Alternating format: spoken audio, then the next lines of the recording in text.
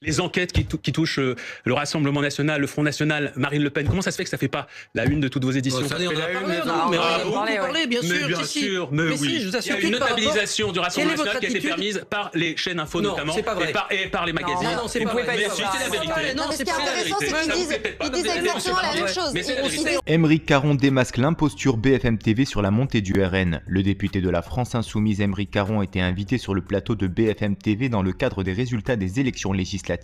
Face à lui, plusieurs journalistes et éditorialistes BFM TV qui accusent la France Insoumise d'avoir bordélisé l'Assemblée nationale, contrairement aux députés du RN qui, selon eux, ont réussi à se dédiaboliser en adoptant une attitude plus calme. Des mensonges inacceptables selon le député LFI Aymeric Caron qui, comme vous allez le voir, ne va pas passer par 4 chemins pour démasquer les mensonges et l'hypocrisie des journalistes de BFM TV. Avec tout le mal qui a été raconté sur ce mouvement depuis 2 ans. Et je sais parce que je suis un des éléments particulièrement ciblés dans ce mouvement.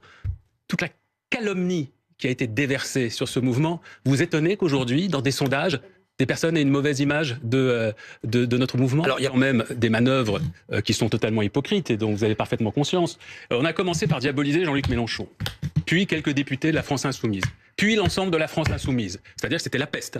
Jean-Luc Mélenchon était la peste. Puis ensuite, ce furent d'autres députés. Puis ensuite, ce fut l'ensemble de la France Insoumise, qui était devenu le parti antisémite de France. Oui. Et maintenant, voilà qu'on apprend que Europe Écologie, les Verts, est aussi frappé du sceau de l'infamie. Et donc, on va aller jusqu'où comme ça? C'est pas compliqué. On va éliminer tout le monde jusqu'à ce qu'il ne reste plus que des macronistes qui soient désignés par certains membres de la classe politique, par certains éditorialistes, comme étant finalement les seuls représentants valables de l'esprit républicain dans ce pays.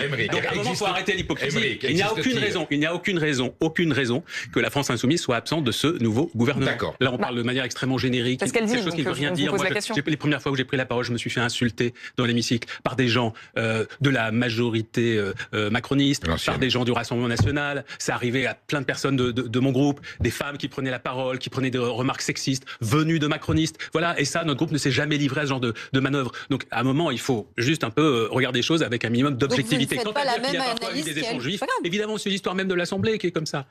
C'est vrai que le RN a capitalisé sur ce qu'ils ont appelé une notabilisation, la stratégie du calme. Ils en ont récolté des fruits électoraux. Oui, enfin, ils ont quand même. C'est une notabilisation qui a été largement construite dans un récit médiatique. Bien sûr aussi, mais beaucoup d'observateurs. Ils l'ont affiché, ils l'ont tenu, ils l'ont soigné. Vous voyez, ça a été une vraie stratégie. Ils n'ont pas soigné grand-chose. Ils ont bénéficié, je vous dis, d'une sorte de bienveillance extrêmement suspecte et coupable de la part de nombreux observateurs, de journalistes, qui ont dressé un portrait du Rassemblement National qui ne correspondait pas du tout à la réalité, que ce soit en termes de compétences, soit en termes de travail, que ce soit en termes de comportement dans l'hémicycle.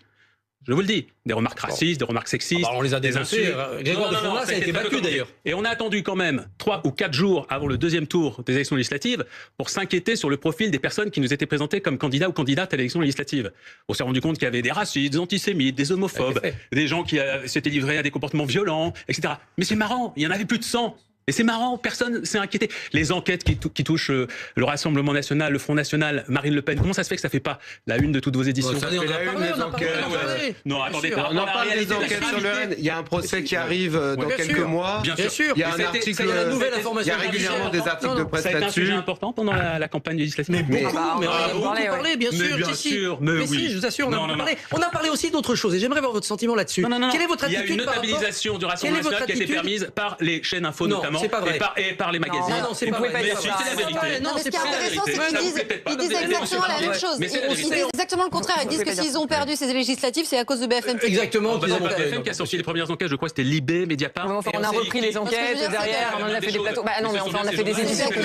Investigations sur les légendes du Rassemblement National.